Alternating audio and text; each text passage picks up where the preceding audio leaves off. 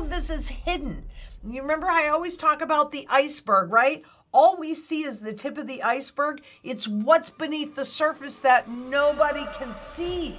Welcome to the Lynette Zang YouTube channel, where we support community and sound money globally. So critically important. Today, we've been talking quite a bit over the last several months on what's happening in the private equity market, because that's really the new underlying danger that we don't see, because we know risk has shifted, especially since the great financial crisis in 2008, which was when the system really died, to a new system.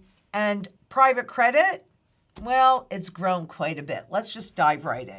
Private equity's foray into asset-based finance is fueling concerns over hidden debt and concentration risk. Because remember, with private equity and private credit, it's private companies. They don't have to reveal, making the danger opaque until it's too late for you to do anything about it. Tight banking regulations have fueled much of the increased private equity activity.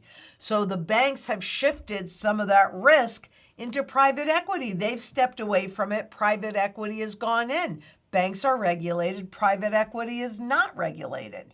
By now, the three kings alone, so the top three private equity firms, oversee more than $2 trillion, bigger than the U.S. junk bond or leveraged loan markets. Now, it does not mean that there aren't derivatives also attached to this private equity. And all of this is hidden. You remember I always talk about the iceberg, right? All we see is the tip of the iceberg. It's what's beneath the surface that nobody can see that is the biggest danger. As they spread deeper into everyday life, why are they still not being regulated? Private credit are the real hidden whales, not the banks. So the risk has really transferred from the regulated banks into private equity. In both cases, there are so many ways to hide the truth from you that you are not going to know until it's too late to do anything about it. That's why it's so important to build your position now. Food, water, energy, security, barterability, wealth preservation, community, and shelter. Get it done. Get it done. But asset-based finance is the new catchphrase. This type of lending is supported by cash flows from, say, credit card receivables or aircraft leasing, and has historically been the domain of the banks. Now it's over to private credit.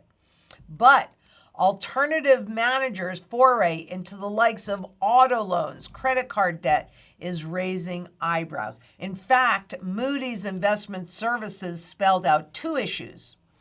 ABF, so that's asset-based finance, ABF, asset-based finance, are opaque, securitized instruments to start with. So they take this income and they turn it into a Wall Street product that they can now sell.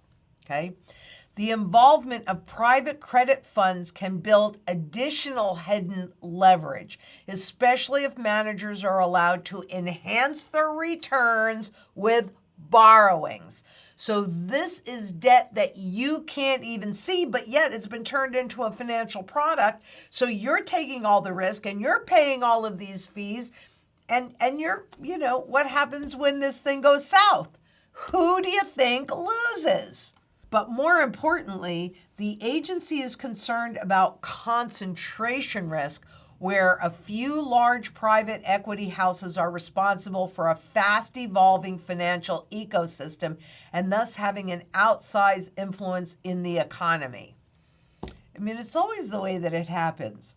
So my question is, would private equity be deemed too big to fail? I mean, we saw what happened with SVB Bank and who actually got bailed out, although, that's old news. No, it's not. It's current news. You just can't see what's happening. Please like us, leave a comment, share.